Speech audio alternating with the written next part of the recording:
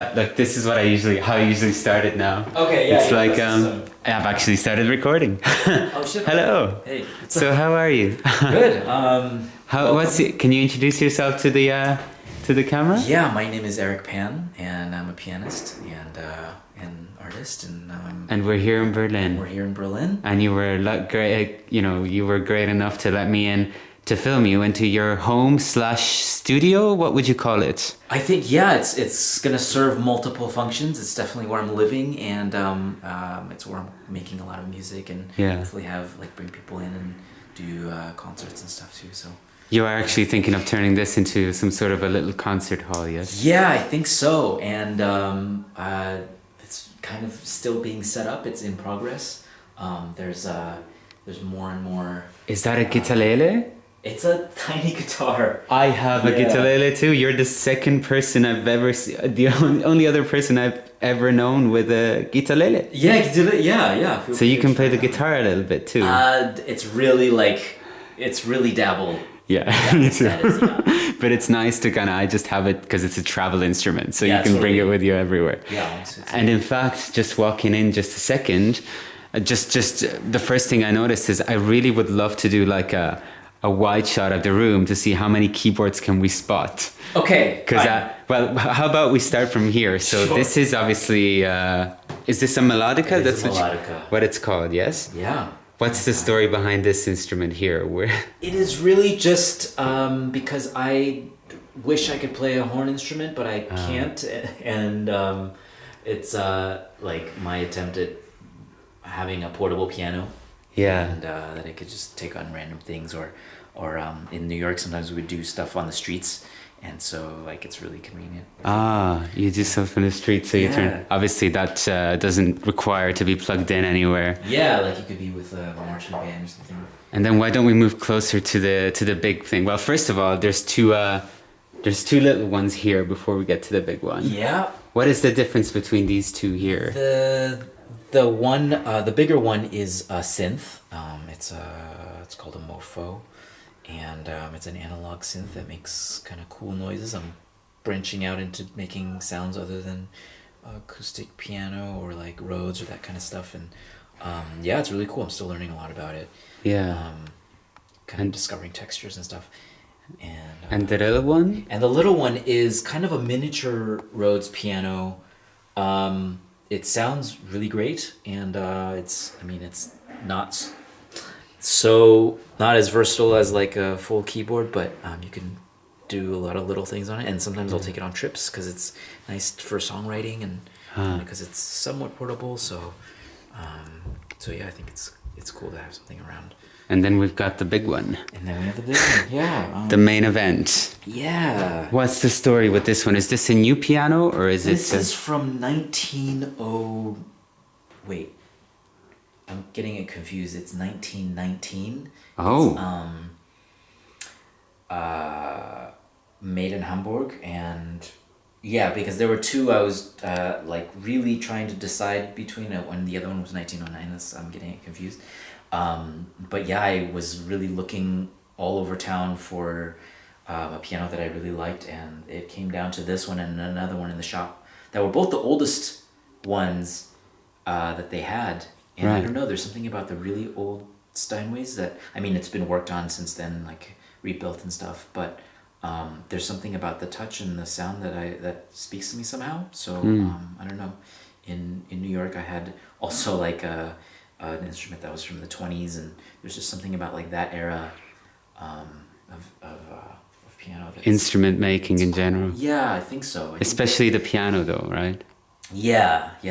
For you particularly. Yeah. Piano player. Why don't we sit down here anyways first, and I want to offer you a water or a coffee. Oh, okay. Yeah, I'd like a water. Yes. Okay. Yeah, because it's very warm here. Well, it's not warm today, but I've been walking around a bit, so I would really appreciate it.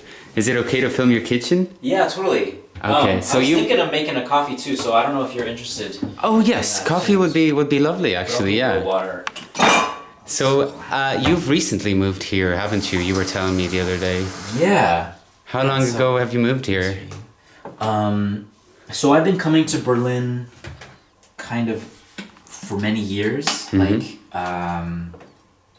many years, like just to do gigs. And I mean, I think it started with a love affair. Yeah. 'Cause I started seeing this German girl like 10 years ago or something. Right. And that was originally like, we took a trip here together and I thought the city was cool. So even after we ended, I was like, oh, I'd like to check out the town. And then that's when I started kind of doing gigs and meeting musicians here. And then over the years, I kept coming back. There might be like some tour or just some gigs and making connections. And more I realized like I was really creative here. Yeah. Like kind of to even do things outside the maybe like the jazz box that I had put myself in New York. And so so now it's like, oh, I want to be here to get some projects off the ground. I kind of see like, I really have like, after being here for some time, the thing that I found is like some strong visions for where I want to take music making. So that's kind of what I'm. And do you feel like this is the place where you can get things done? I mean, what is the difference to you? What's the difference between New York and here specifically? Oh my God. I mean, it's. Yeah, I can only speak like for me. I feel like there's just a little less financial pressure, and so in New York, I felt like I was working a lot to play jazz gigs and like get better, and it's kind of a nice place for, maybe this is louder now. It's kind of a nice pressure cooker for like improvement. Yeah. And so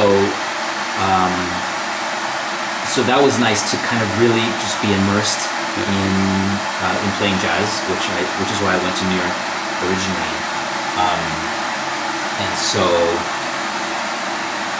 And so here I feel like it's really good for meeting different kinds of creators and collaborating across genres and things like that. I mean, I guess that's what I'm also interested in now. Yeah. I don't know, it's kind of hard to compare those experiences too, because it's like at different parts of my life when I've really been considering. Interesting. Because like when I moved to New York, I think that I would have not considered Berlin at all. Right. So sometimes we don't know the directions in which life will take us. Not at all. Right. So this time next year, who knows where you might be, right? It could be pretty. It could be ever evolving. I mean, yeah, it's a nice thing. It's changing all the time. Yeah. I do see myself here for the next few years, and to see this stuff through. If the vibes are good, you can't ignore them, right? But yeah, exactly. But tell me, so why jazz? Why jazz? Of all the musics, what is it that drew you to jazz? Oh, I don't know. There's something about it that really. I kept warming up to it over the years. Like, I was someone who wasn't introduced to. I'm gonna grind this comedy. That's good. That's good. Maybe we can move over there. I like all the different sounds are good. This is everyday life. This is what people normally don't get to see. In fact, it's a nice noise. I'm thinking about introducing this into the concert. Yes. Concert experience. Using noises in music. Oh, that's. I'm just zooming in on your hands now, grinding the coffee. It's you also don't very often see people grind coffee anymore, which I respect, being an Italian man, Italian-born man. Oh yeah, right. Yeah. So you're well. In fact, my grandfather only drinks coffee from machines now, so he doesn't grind coffees anymore. But coffee grinding is something that is definitely from my childhood. I appreciate seeing people that do that. Yeah. So you were saying jazz. Yeah, I'm always thinking about the fact that the music that I grew up with was really not music that resonated with me much, except for like some classical music that my parents would play, and that's how I got into piano. I kind of my mom was playing just something on the radio that was just like classical piano, and I was like, oh, I want to play that. Yeah. And then that's how that started. But aside from that element, I didn't really find like cool bands, maybe not until college. And so when it was time, like in high school and college, there were some friends who were like hip to jazz, and I was really fascinated by, because I had been learning piano, I was really fascinated by these new sounds, like just like kind of like major seven, more jazzy kinds of things, and people like reharmonizing things, and I really didn't know how that stuff worked, and so it was kind of out of curiosity. Right. So then in college I took like intro to jazz and started learning a little bit about it, and like just jamming with some people in school, and that's how it started. Yeah. And it's really like the love affair has grown since then. Right. Because at that time it was such a just from a purely kind of musical perspective, or maybe I'm curious about these sounds, I'm curious about like the possibilities and different players that I like. But then that introduction only goes so far. It's like then there's like the history of it and like the cultural significance of it, and that brings all this emotion and human element that's like that in jazz is huge. Like it's like you almost can't separate it, or at least I feel like the jazz that that means the most to me is like connected to the people. And I mean, I don't know, maybe you could say that about all music, but because I spend, like I've spent so much time thinking about this stuff, like I feel like, oh, these stories, this like the history and the culture, like that's it's so important that is spoken through this music, maybe in a way that's unique to I think, especially with jazz, it's like such a hard thing to define, to really define, come up with a definition for it, that everyone sort of has their own idea of what it is. So do you have a... Well, yeah, for me, I'm very much, I agree with Miles Davis when he says it's not so much a body of work, but how you play something. Mm-hmm. So invention, as long as it comes from you. And yeah, there's more technical things, but to me, jazz is more a style of playing than a body of work. Mm-hmm, mm-hmm. So a lot of improvisation as well, a lot of invention on the moment, but also through compose can be definitely. Was it difficult for you to get into improvisation? That's kind of always a challenging thing for a lot of people. I always liked the spirit of it a lot. There's a crazy like episode I had when I was in like fourth grade, living in Arizona, and I had never maybe I did random improvisations at home, and I was not at all like an extroverted kid. Yeah. Like I just kind of didn't really know how to express myself so well. But there was a moment when I kind of like boasted to the class, and this was a pure invention. I was like, did you know that chopsticks actually has like a second and third movement? Like there's all these other parts to chopsticks. No, is there? No, I mean, not as far as I know. I've never researched it, but I kind of just made up this thing. And then someone called me out on it. Like, what does it sound like? That's amazing. And then I like went to the piano that was in the classroom, which I wasn't in the habit of playing anyway, but it was there. And I like played chopsticks, and then I made up like these other movements to chopsticks. Wow. So there was something, I think that, I don't know, I was just drawn to boasting. Yeah. But like there was I have no idea, no recollection of like what I played. Wow. But there was moments like that. So there was stuff where I wanted to kind of branch out. Yeah. When it became more systematic later in school, I think it was challenging to make the leap from the academic kind of approach to how jazz is taught. Yeah. To like having things really flow for myself, and then like, yeah, I think there's a lot of kind of like big steps that I had to go through. Like one was like how do I take the theory that I'm learning and make it into something that is like expression that's Yeah. coming from me. And then there were like other improvisational like kind of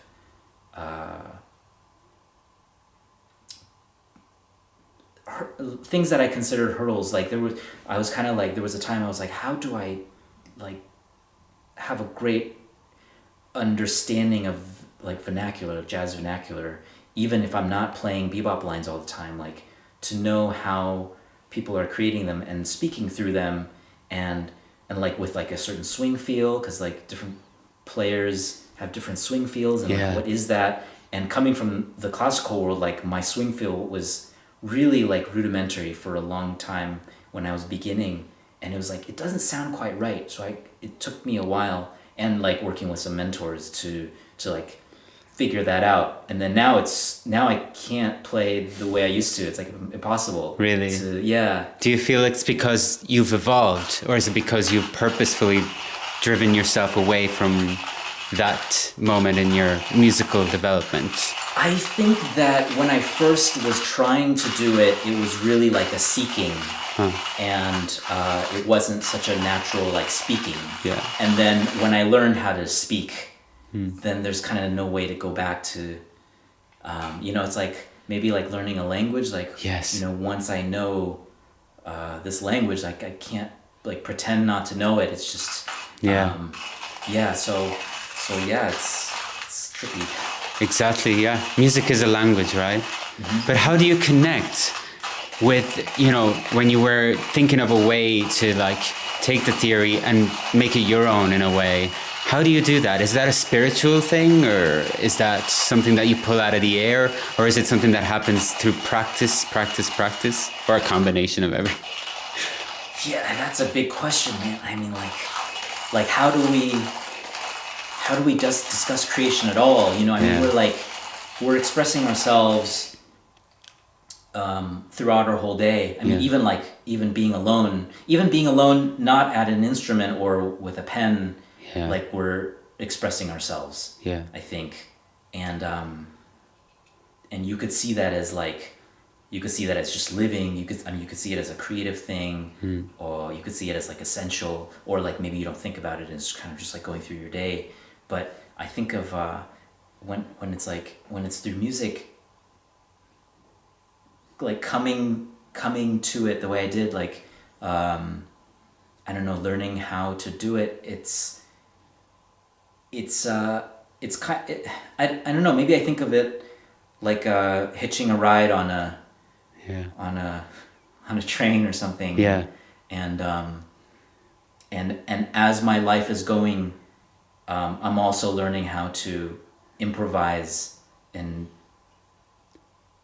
be true to what I would like to say, or but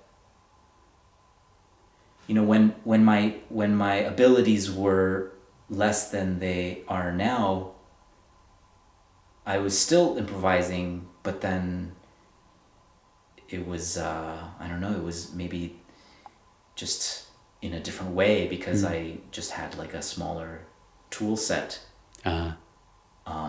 And then when my skills will be even greater, hopefully it'll still continue to evolve. Yeah. It's like it's like language, we learn different words and we learn how to use them. Yeah, Sometimes it's actually learning a different language altogether, right? Right. Yeah, so I think the water is stopped. Yeah, maybe we can. Yeah, we can walk back slowly. It's interesting what you're saying. You mentioned that your swing feel wasn't right for a while, or you didn't feel like it was right. It somehow reminded me of when they used to tell Charles Mingus that his music didn't swing enough. Oh my So they made him do a blues album. Blues and Roots, or Roots and Blues. Right now I can't even remember what it was. But he didn't like doing that type of things, but because it was too commercial, and it was kind of like, but he took on the challenge of not only showing the critics that were kind of telling him he couldn't swing, that he could swing, and do it through the language of jazz and the jazz of his childhood, the blues, but also just show the full expression of the blues. So he was able to express himself through it in so many different ways. He didn't follow any waves. So do you also use music as a means to express yourself? Yeah, absolutely. And I'm still discovering what that means and what what it feels like to really do it. I think. Is that because you don't know yourself? You don't feel like you know yourself that well yet? No, I feel like. Well, I think that. I mean, I think that I will, like, hopefully I will know myself more as time goes on. But I feel like my understanding of myself is like, I like how much I know myself. There's certainly things I don't know. But I think that just because we're always changing, and so my relationship to the work and the art is always changing. And it is, like, I think of it as I'm always striving to be true. Which is not easy. Yeah, maybe it's not always easy. Yeah. I mean, there's countless times I'm frustrated because, like, what I'm doing, even like just the notes that I'm currently playing are like it's missing truth because I'm too distracted or just or like not as connected to myself in those moments. Or like, especially like a new composition, if I'm feeling like, oh, I'm really putting too much like head into it instead of like instinct and kind of like what feels right. It's like, oh, I'm like choosing I'm trying to choose something that It's technically right. maybe it's technically right, but there's something off about it. And Yeah. That's fascinating because, like, I'm just thinking of so many things that were sort of said that I've read other jazz artists kind of, experience. Something Herbie Hancock said as well about something that he thought Miles Davis said, which he thought it was, don't play the white keys or don't play the right keys. He misheard something, but he said that from that kind of, meanwhile I'm filming the coffee. Oh yeah. he says, he said that from that moment on he played differently, even though he had no idea like what Miles had actually said while they were playing. So from something that he had misheard, his entire style or approach to music changed. And it's Hancock, Right, So right. it's fantastic. So it's also trial and error. It's a process of trial and error, this process of evolution. And it's kind of going like what you were saying as well. Sometimes you just don't know where things come from, It's like, it can come from everyday life. It can come from while you're making coffee. Oh, yeah, totally. Yeah. Yeah, it's crazy, right? So anyways, tell me, so where are you originally from? I'm from Taiwan. Right. And do you feel the influences of Taiwan in your music and your art? I am not sure. So I grew up there only partially.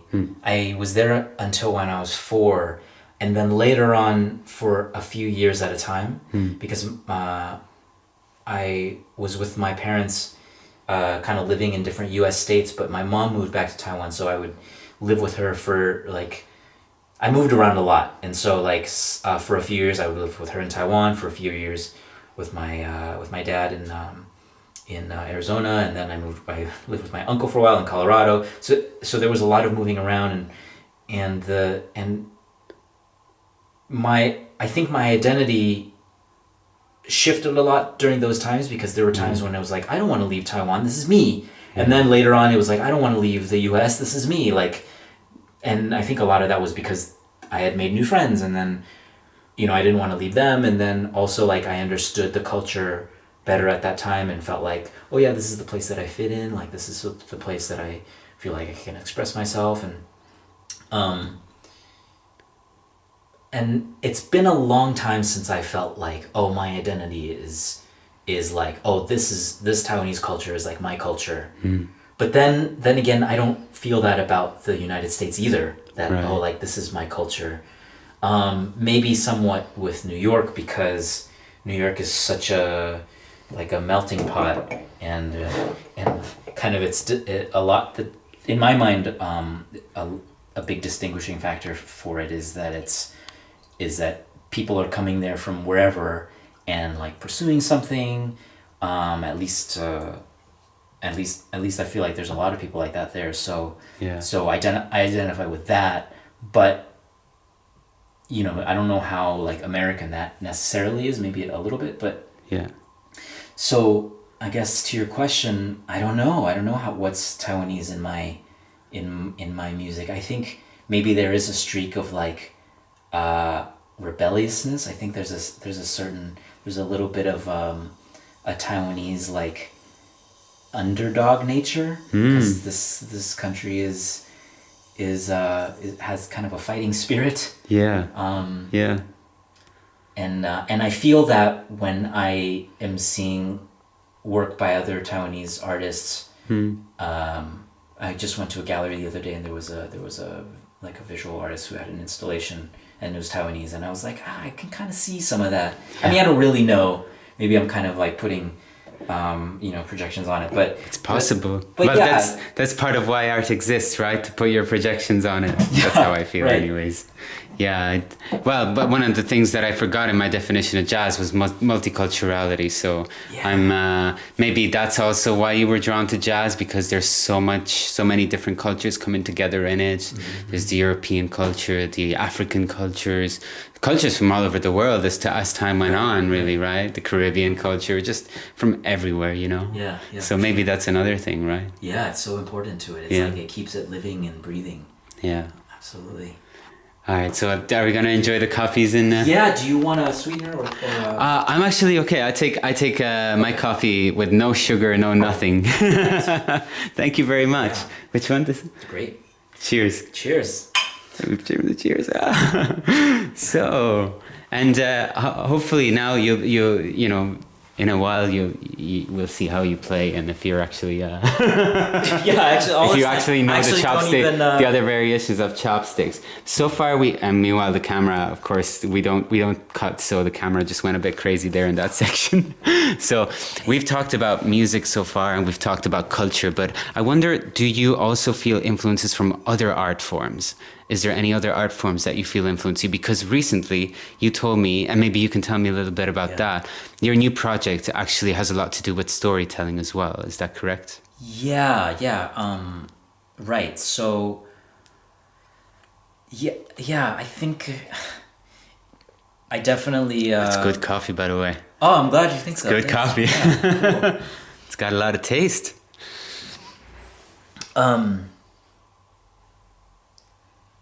Yeah, I don't know. Stuff makes its way inside the head. Like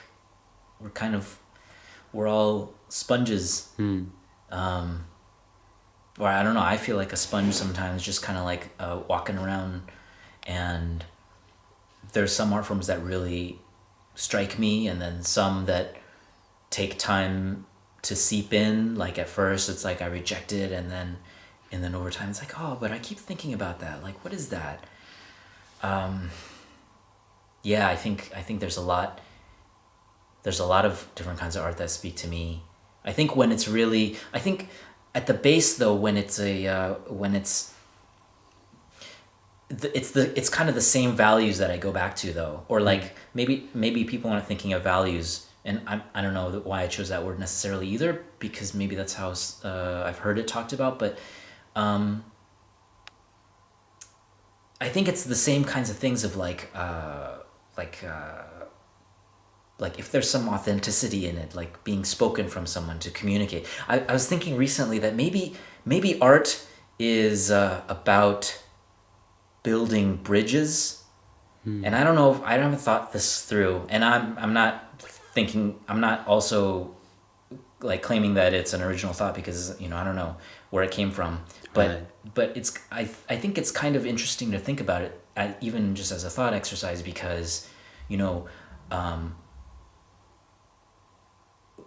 art is a very specific kind of communication, and I think communication can have different forms, but I think art in particular, it's really trying to say something to make a connection, Right. even if the connection is just with the artist and the person, the person themselves, but then also it could be like, like when we witness it, it's like when we see even like a cave painting or something, that's a crazy bridge to traverse. Like, it's like just imagining this huge expanse of time that occurred between us and these earlier versions of us, and then like what they were trying to communicate, and that it still reaches us is amazing.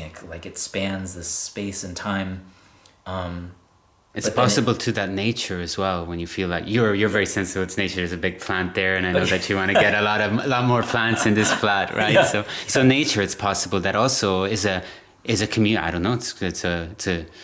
It falls into that category too in a way. Yeah, I think so, and I think I mean, like, you know, there's people who are making art that is like designed to be super temporary, like when it's just kind of like sculptures in sand, or just markings, kind of like distributions of leaves or something, and it's not supposed to be lasting more than a few hours even, and that's incredible to. Absolutely. In fact, I don't know if you've thought about this, given the thought that you've just expressed, but think about all the time that's put into the preservation of art that's naturally fading away. It's like we're trying to preserve it, but it would be fading away if we didn't, we didn't try to salvage it in some way. And in a sense, that's almost like a version of an act of communication with the past, or maybe just a fear of losing the past. And it's charming that we're trying to, there is efforts that are made, but then as well, I'm so shocked to find out, for example, when they demolish buildings that have been, up for, or what happened in Notre Dame a few days ago, that was shocking. But also when a tree is cut down, it's like all this time, art perhaps is the only way in which we can communicate with the past, and the fact that we're somehow still trying to preserve it is kind of, and I'm thankful for that, Yeah, absolutely, and it's I think it's what you're saying is so true, and it reminds me of kind of the importance of intentionality. Yeah. Because when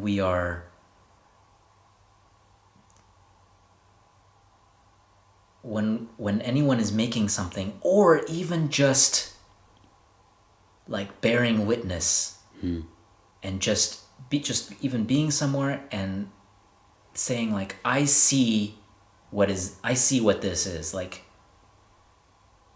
and maybe they also have the impulse to share it, like, hey, look at this, I see this. Yeah. But even without that, it's so just the intention of putting attention on something, and to call that out and to say, this is worth considering. Yeah.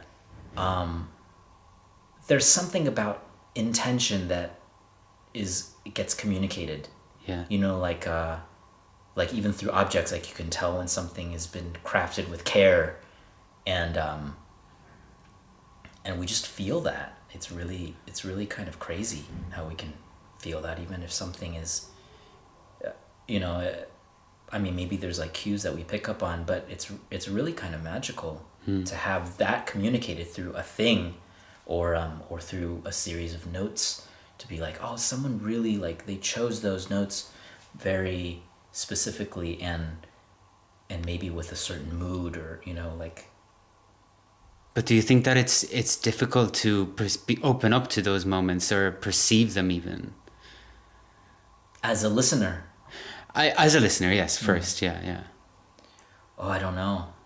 Or as someone, not even just in music, but in general, Because the reason why I'm asking that is because I'm slowly but surely realizing more and more that the most difficult thing to do for me is to live in the moment. Yeah. It's so hard. It's hard, yeah. I mean, I'm always thinking about the past or the future. Right. But sometimes I think so hard of the past and the future that I forget where I am. Yeah, right. Yeah.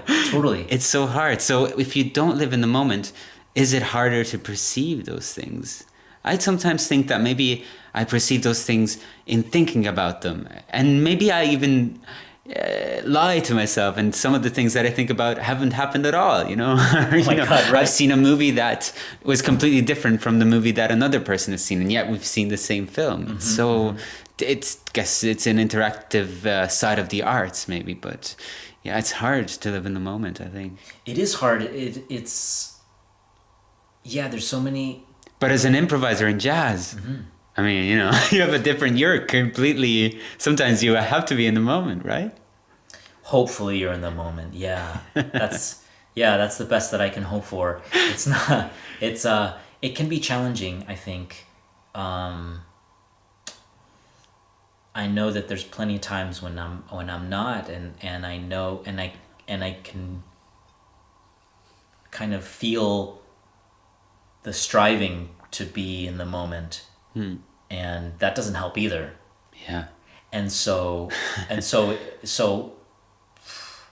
You mean when, like, in those moments when you're like, okay, I have to think that I'm in the moment. You keep repeating that to yourself. It's like, this is not, this is forcing myself to be in yeah, just kind of seeing the folly of being like, oh, I'm not engaged enough with what's happening here. Yeah. And so like, but thinking about that doesn't necessarily help it. It's really, it becomes an exercise in like a Zen thing, just like, okay, like to detach a little bit, but then still be present. Yeah. And I'm not saying that as though it's like something that I can just like tap into, but I think that thankfully, like, I have access to it on the regular. I don't know, like, I feel like it's this, maybe it's this stream that I can visit a lot. Yeah. So that's nice. That's nice, yeah. I mean, I feel like what I do now with the filming and actually picking it up is, and doing it more and more, is actually a need to revisit the moments, because of my inability to sometimes be in the moment. So what we're doing now is actually capturing the moment right now. Yeah. And when I'll rewatch it, you know, and I'll rewatch it again somewhere down the line, it'll be interesting to see how I interact with it. Because I'm sure that even when we talk with people, sometimes we don't hear some things, the details that really we've missed. And that somehow, you know, if we listen to them again, we're like, oh, you know, they're just moments that really are like waking us up, or you know, they're like they're shaking us out of a current state of mind, you know. It's so that's my attempt to kind of counter my difficulties of being in the moment. It's my attempt. So what's the project that you were talking to me about now? The storytelling and so the storytelling came from so I made an album called Travel Poems, and it's called that because originally these were it's all like original songs, but they were kind of like written in different places that I was traveling to, and so the original conception was like, oh yeah, these songs are actually kind of each song is kind of like a postcard to the place I was in. Maybe or maybe you could think of it as a soundtrack to that place, but I like the postcard analogy. And so I was really thinking of like, now as I'm playing them, or like I ended up like recording it, and the way we recorded it was like pianos all around, so the kind of the vibe sounds different frequently. It sounds different, like and so I don't know, maybe for the listener it's like disconcerting, because it's like, oh, this one's like it's like in someone's basement, this one's like by a stream, like what's happening, but it came from the kind of this concept that I wanted to then transport the listener to these places. Wow. Each track has its own identity, basically. Each track has its own identity. Yeah, I mean that's what I'm going for, and maybe it's a little ambitious because the it's like 27 tracks, so it's like spread across 3 albums. It's like multiple volumes, but there's also like these soundscapes that I put in it to evoke a certain environment and kind of have a song contextualized in an experience. Wow. So like there's like a part where like right before the song there's the sounds of like kind of like friends laughing and talking, and then one by one each friend is jumping from a cliff down into the water below, and then the listener also jumps So I mean, you like hear the ruffling of the air, and then a plunge into the water, and then the underwater sound, like being underwater is like the sounds of being underwater carries through the track. Wow. So it's kind of like I mean, I don't know, like It's a journey. yeah, it's a journey. Yeah. Yeah. So when it came time to like now it's time to plan the album release, but the live shows that are happening with to kind of like to show the album to different people and I mean show this music to different people, and I was thinking like, how am I gonna do this live show? Yeah. Like I can play the music and some of it's with other musicians and yeah, we can like perform it. And I could also cue sounds, you know, I could Or like projections, yeah. yeah, or make visuals. Yeah. But really, this idea came to me to tell stories and to use storytelling as a way to take the visitor to different experiences. And because it's really in our imaginations that stories happen, even though I mean someone's telling it to us, so we're making a connection with the storyteller, but we see images, we feel things, and the storytelling that I'm using is a really specific kind of storytelling where it's like it's done in the second person. And so I'm saying like you are walking into a creaky old wooden house, and I mean this is not a real story, I'm just kind of making Sure, you sure, walk sure. up the stairs and Improvising, right? yeah, the cobwebs hit your face and like it smells really musty, and you can hear like some creaking, and as I'm narrating like a journey, it's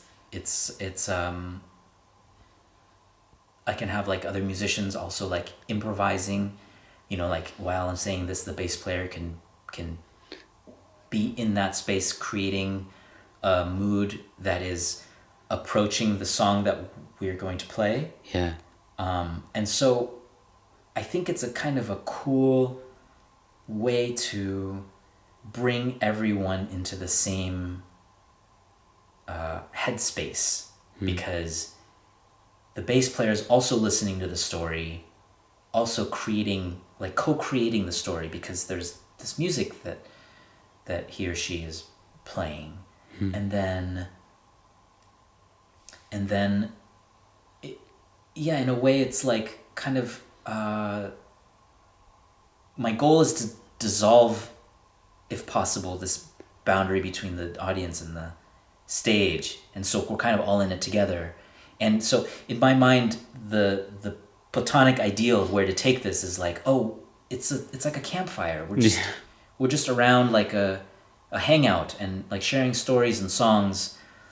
And yeah, so I have also plans for like audience to contribute stories, but that's kind of ongoing. Like I'm not sure exactly how to integrate that, and maybe it'll be like people contribute stories, but then I put them in like future shows, you know, that it's not so Fascinating. It's an interactive show, super interactive show. Yeah, and yeah, right. Do you like that audience interaction? Like, do you hope with your music to interact with your audience?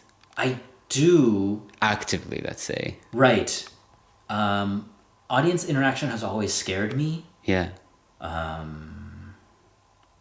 But and I found that like for years I was really bad at stage banter. Like, oh, the next song is gonna be this. I'm Eric Pan. Thanks for coming. Like, yeah, this song was written when I was on a merry-go-round, you know, in Dallas. I mean, It's like when people go like, put your hands up in the air, you know, type of thing. yeah, and Wave them. I was always so uncomfortable with that. And then when I started doing this storytelling, it was crazy because I had written all these new stories, and I knew that it was going to be in this like unconventional format to like narrate what you are doing. Like you are in a dream and you like walk out into a garden and there's fairy lights, and you step into a tub and it smells like lavender.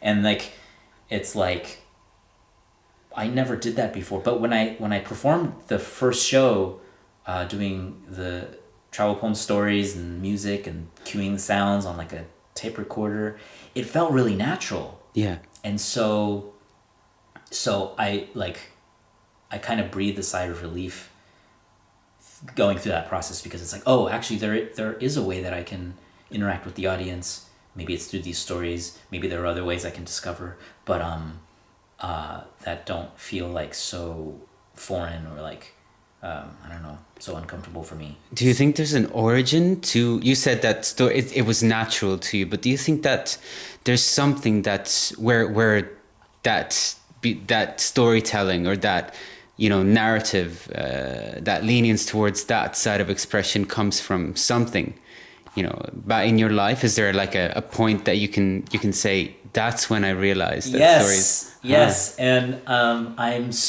I don't know, I'm simultaneously like excited to talk about this and also a little scared, because it's really like I mean, you're like, it's really like keen of you to like see that there's an origin story potentially, because it's really from playing Dungeons and Dragons when I was a teenager and with my friends, and and they introduced it to me, and this is all about that kind of storytelling. It's really like, oh, you're a wizard or whatever, and you're you're like trapped in a dungeon and you have to like escape or something, but then the person narrating all the stories, the dungeon master, is really like is like a master storyteller. I mean, if they're good at it, they're amazing at giving you the lush detail of the world and like what other characters are doing and all the surroundings and all the sensate details, all the kind of like what you're smelling and feeling, and then also like just things that you would never notice, like maybe you're in a big scene, but then there's like there's like some details that are super mysterious, and to bring that to life requires vision and storytelling. And so that's how it was introduced to me. I think in the general sense, like, these stories are so powerful. This is how we've kept ourselves not, like, connected to each other. Yeah. I was gonna say not bored out of our skulls, but yeah. So maybe there's that also too. But then also connected to each other and throughout thousands of years. And so, but then for me, I was introduced to this kind of storytelling, and that's when it came time to say like, oh, how do I take the audience to places that it seemed like that was a good fit. It's all of these experiences matter. It's like me with I've realized now, well, I've known but only recently, that there's a Walt Disney movie called The Three Caballeros, and it's a movie no one really talks about, but it's with Donald Duck, and no one really talks about it. It's from the 40s, and Donald Duck somehow explores South America, and I've only realized now that that's the reason why I travel so much, is because I could just see so much creativity comes with travel, and the music was fantastic. So that's maybe why I also like bossa nova. Nice. Open my eyes to bossa nova from early on. All of these things matter. Right. From your childhood, you bring them with you. From when you were young, all of these experiences, and you may not even notice it, but all of a sudden it hits you. That's why. For sure. That's why. Right. Yeah. Yeah. I had a horrifying moment when I realized this was like. I had moved to New York for some years, and then I watched the movie Short Circuit. Oh, yeah. Ali Sheedy with the robot. The robot, yeah. That she didn't even know. Like, she was like, "Are you a robot or an alien?" Like, she was like so like ditzy. She didn't even know if it was an alien or a robot. Yeah. And I had realized that, seeing that as a kid, like, she was the model for like the girl that I wanted to date for years. Yes. Like, that's so crazy. Like, it's this character in this movie. Like, that was my model for a while. Yeah. Like, this is the kind of person I want to be with. Like, like, and also, she's like not so bright. So like, her character. Yeah. So of course. But it's like, it's like ridiculous. Yeah. It's true. We carry this stuff, and maybe it's cool to be able to like see the things that we had before, and then like channel it into creative stuff. That's interesting because it inspires a question somehow out of the blue. Actually, this is the beauty of this conversation. We don't know where it's gonna go, right? No, You mentioned the word alien, and I somehow made the association in my head between the artist and the alien. Do you ever have those moments when you're like, I'm on the outside looking in, or like I just don't feel like I feel like I'm looking at things in a different light, almost like an alien would sometimes? That's such a cool question. I it really speaks to me.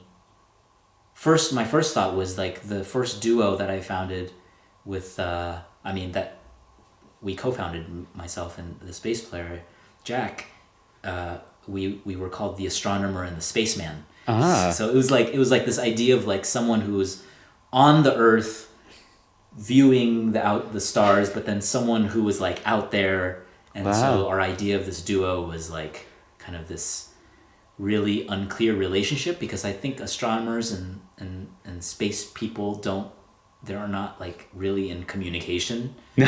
So like it's really like good abstract. point. but they're united in a way, like by the field, by That's right. something, by the ether. Yeah. So then like but yeah, I feel like an alien all the time. I mean, just in the world, I feel like an alien. I feel like my upbringing, because I moved around so much, like I'm super kind of like independent, and I'm always like, oh, like this is like a weird scene. Does anyone else think it's weird? I don't know. And like myself too, just being able to have conversations with people, or like being in a social setting, like I feel pretty comfortable with it now, but really it was like stuff that I kind of built piece by piece over the years to see how things worked for me, and to how to express myself where it was natural. Because like I was saying, when I was a child, I wasn't so extroverted, but I think I wanted to be more extroverted. I just didn't have the tools, so I really had to kind of like, I don't know, assemble it. And so often I see like interactions with people as like not necessarily analytically like a puzzle that I have to figure out, but just like, oh, I see it. I see like an underside of it that is that I don't necessarily think that other people are seeing from this particular angle, and so that makes me feel like an alien. And then with music, it's like definitely happening too. It's like, oh, you think about music this way, that's so strange, but it's cool too. Like you have to have different perspectives. Like, I mean, all this talk about space, I really all the time wanted to zoom into that shot behind you of the moon. It seems so appropriate. Everything makes sense, Everything makes sense. I think also David Bowie felt an affinity to space, right? He kind of had a Space Oddity, and then Ziggy Stardust, all that stuff. Yeah. So Eric, we've been talking for an hour. Oh my God! Did really? it feel like an hour? No, it did not. That's crazy. Yeah. So unless we're doing on time, I've got a couple of more questions for you. Sure. Yeah. I'm easy. You've just this is like to move away from the music momentarily. Yeah. You've just moved into this flat. Yeah. I mean, it's been a few months. I've been kind of traveling around, so this is like finally settling in and making it my own. What are so you've moved from, all of this stuff was once in New York. And no. So this guy's from New York. Okay, now your love of plants. We must document your love of plants. But that's the only one. Like everything else, I mean, melodica, but then no, some of it's just, it came with the place. And then kind of like a bunch of other stuff was just from here. Let me document your love of plants. I mean, I've just noticed how many, you've got trees, plants. I mean, where does this love come from, I love forests, I love mountains.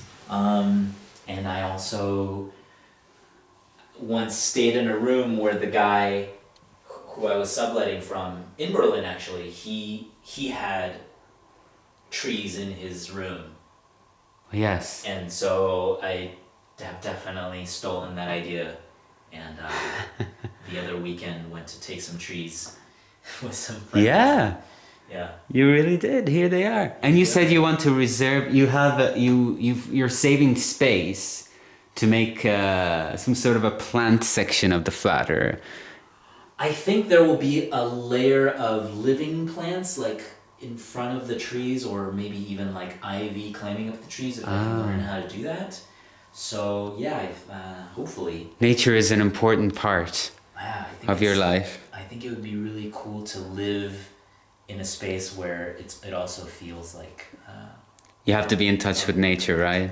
Yeah. And is there any? So all of this stuff is basically from Berlin. This is a new life. This is a new life. My vision is to kind of be between here and New York, because there's still like great people and connections in New York, and so I hope to take some of the projects that I'm working on now and like bring them over there and cross collaborate. Sure. And is there anything particularly meaningful to you in this room? oh my God. I know it's a tough question, but I just thought of it now, seeing as you're just, it's so recent, your move. Oh my gosh. I mean, I think that plant is a big thing, because I traveled with it here, like on purpose, kind of just like carrying it with me in the plane. What else is like kind of had, what else has been with me for a while? Maybe my camera, because I've had it for many years. And I like to take photos, like just. What is it about taking photographs that you like? It's really instinctual, because often I'll be out and I just really want to capture something that's there. And I really like photos where there are people in them. Yes. Even if they're just walking like far away.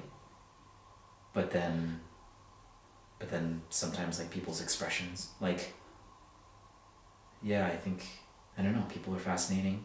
That's my favorite thing about Times Square, New York. Yeah. Is that you can go there at any time, because it's always bright. It's always perfect for shooting, like, and you can just like get right in someone's face and take a candid shot of them, and they don't even notice, because they're like watching Times Square. So I don't know, I really like kind of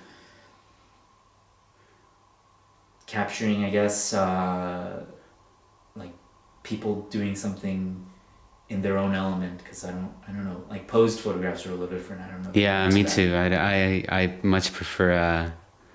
I prefer capturing the natural beauty of life. You know, spontaneous. It's like something like this. You know, I don't like it. I don't like it when things are too edited, or too tampered with. But obviously there are huge exceptions, and I'm also a big fan of Eisenstein, who would have totally disagreed, because he was all about the montage, right? Okay, Eric. So we've come to the end of our chat, I think. Okay. Would it be possible to hear you play chopsticks? Yeah.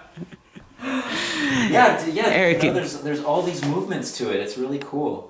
Or anything that you like, you know, just to, I would be so happy to be able to capture a moment of music with you. Sure. I was composing before you got here. There's like a. Now, that's interesting. When you say you were composing now, and you sit at the piano, is there like a ritual? Is it anything like that, or no? There's not a ritual. Like, I'll go through phases of what I'm working on, and like if there's a big concert or something, I'm definitely like working a lot on the material for it, or like learning the songs or something. But my latest routine, the thing that I like to do now is like, I think of like the week as a cycle. So in the beginning of the week, I'll kind of work more on rudiments and technique, and just doing exercises, doing just like, I like to do octave stuff like that, and then like just mobility and movement and stuff, arpeggios, and then like later in the week I'll really just not focus, but maybe free myself from worrying about technique so much, and hopefully getting more into like a creative mood.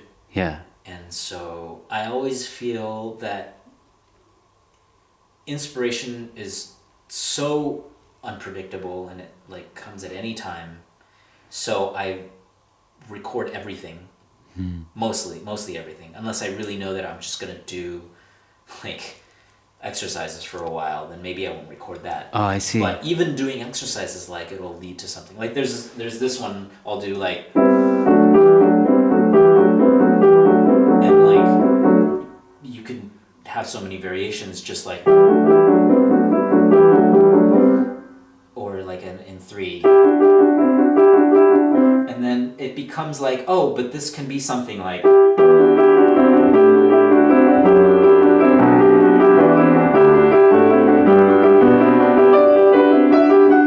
It's like, it becomes a song. So then I'm doing an exercise and then it turns into like a song. Yeah. Because then that can move in any. And you have it direction. documented, yeah. And so yeah, I would be frustrated before I recorded everything. I would be frustrated, like, oh, I didn't get that recorded, and then I have to recreate it. But then when you are trying to recreate something, it's really different. Yeah, it's not the same. Yeah, it's not the same. And then the thing is, like, it's so much more freeing to already be in a space and like I know it's recorded, so then I'm free to like go in any direction, because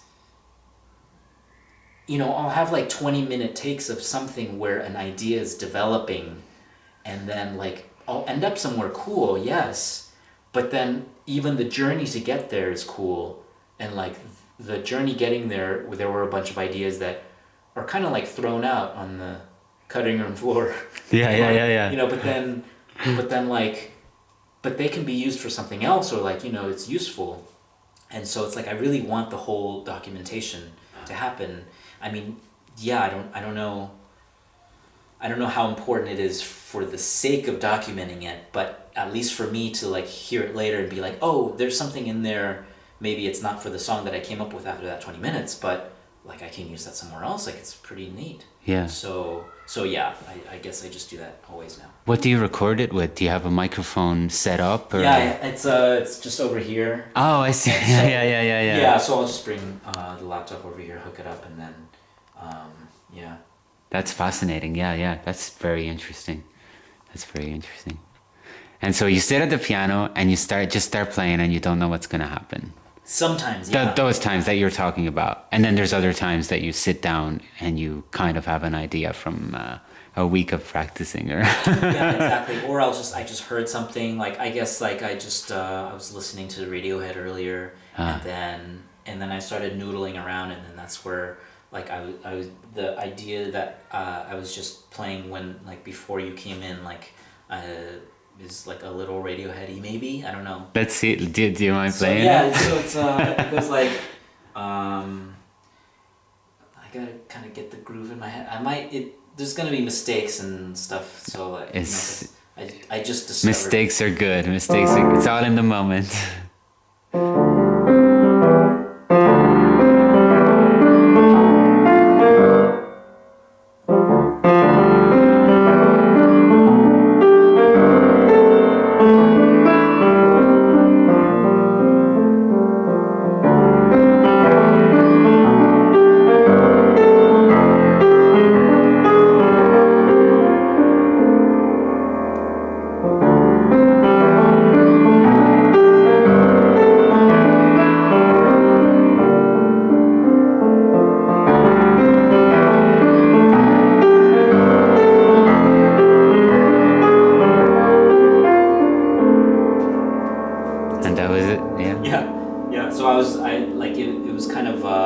That was like 15 minutes of doing different versions of that, where it's like,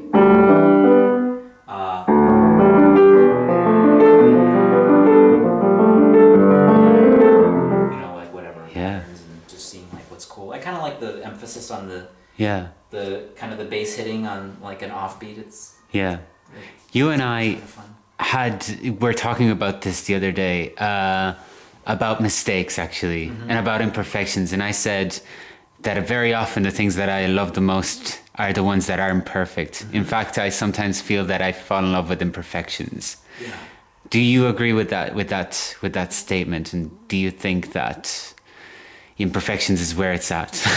I think it's super useful and like kind of beautiful to embrace mistakes as they're happening and to not really treat them as something that needs to be corrected, but to have this attitude that like, oh yeah, I accept that this thing that I didn't intend happened, and then like, what's like, can I make something out of that? Can that lead me somewhere? And Right, because that's another thing about imperfections and mistakes is that they're actually possibilities. yeah, Right? Yeah, possibilities for development or possibility for just where possibilities lie. Perfection is already perfect, so what are you going to do with it? yeah, exactly. And quite possibly it's more promising than the stuff that is planned because, I mean, how often do we have the experience of like, we take a trip or something and then it's kind of like this the unexpected stuff that's like the really interesting part, like the trip that you planned to go to a certain place, like to a certain museum and stuff, like maybe that's cool, but then it's really like a random character that you ran into or like getting lost. Like that's where it's at, right? Getting lost is one of my favorite things to do, you know? Yeah. And, forgetting that Google exists, that's another thing. Because then I'm like, I don't know how to get back and I'm just here, you know? Right. It's a luxury though. It is. We're so used to knowing exactly what we're doing or where we're going, or we always have to have something to do. Again, we're getting back to that living in the moment is tough, you know? It's a tough thing to do. Yeah, although, in a way that like this new reality where we are like super connected all the time to like we have the internet practically wired into our brains, it reintroduces, or I don't know if that's the right terminology, but it creates the opportunity for the kind of getting lost that you're talking about to be really novel and special. Yes. So in a way, like, I mean, I don't know. I think that it's really maybe easy to see. I don't know. I feel like we're confronted by this every day, like people being like connected or like or like distracted by phones or something, by screens, and we kind of think of it as a downside, but there's a plus side in it too. At least in this one way, at least, where it's like to be able to make a connection, it's kind of a little more rare now.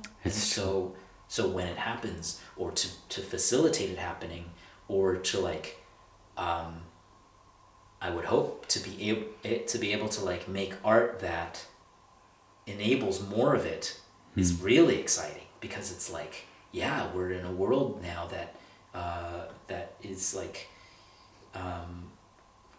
craving it more in a way, so it's like oh, but that's an opportunity too, like that's maybe that's a mistake that you can explore. And absolutely, that's the hope really. Crave, yes, and also need it. I feel the world now, we're at a historical point where the world needs those things. The world needs to be awakened by art. We somehow for a while have taken it for granted, and we can see it in society, and we're not going to get into politics because this is not, even though Gramsci said everything is politics, we're not going to get into that, but you can see that maybe a distance from the arts is a little bit to blame for this coldness, for this intolerance, for this lack of empathy. Yeah. And art is an empathy thing, to me as well. It's understanding something that you just don't know about, or about yourself even. We've talked about that too. Yeah, it kind of grounds us. Do you feel that responsibility, by the way? Do you feel that your artwork can really can touch someone, but at the same time it can also anger someone? It can also, someone may disagree with it so powerfully, Do you think about that? The power that your art can have in both ways, positive and negative? Maybe not. Maybe it's a luxury to not think about it so much, and also because I'm not famous, so I just like, I'm like toiling in obscurity. I can like put off questions like that. I don't feel like it's like a burden that I have to deal with. I think that, but I do think that no matter at what level I might have influence at, like if I was like somehow super influential even, I think that if I can remain authentic, then that's like overwhelmingly positive. And I believe that about other people too. Like if people, you know, for an individual to be able to be connected with themselves and be authentically like expressing themselves and really like it's a really like deep understanding, like a kind of like a like compassion towards the self, compassion towards other people, kind of this like that we are connected and that we're all really like, we all really want to communicate and to be like, and to like create, to experience and create meaning. The more of this that we have, I think the better it would be. So when it comes to art, I think that's what I feel a responsibility to. Yeah. Yeah. Well, Eric, time to say goodbye, I think, and wrap it up. It's okay. been beautiful. It's been a great. Yeah. It's been a great time. Yeah. How about one last piece of music to say goodbye? Oh my God.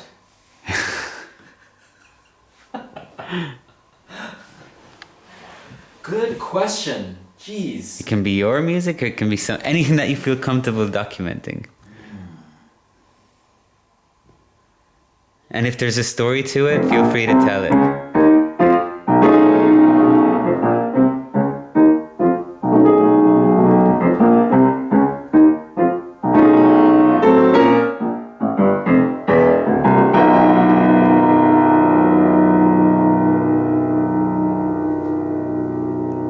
Ta-da!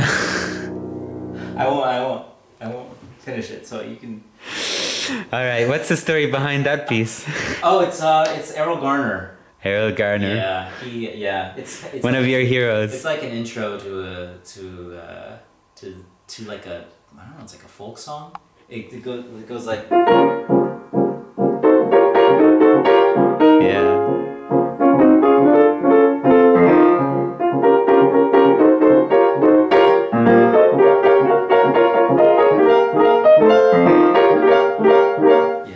Amazing.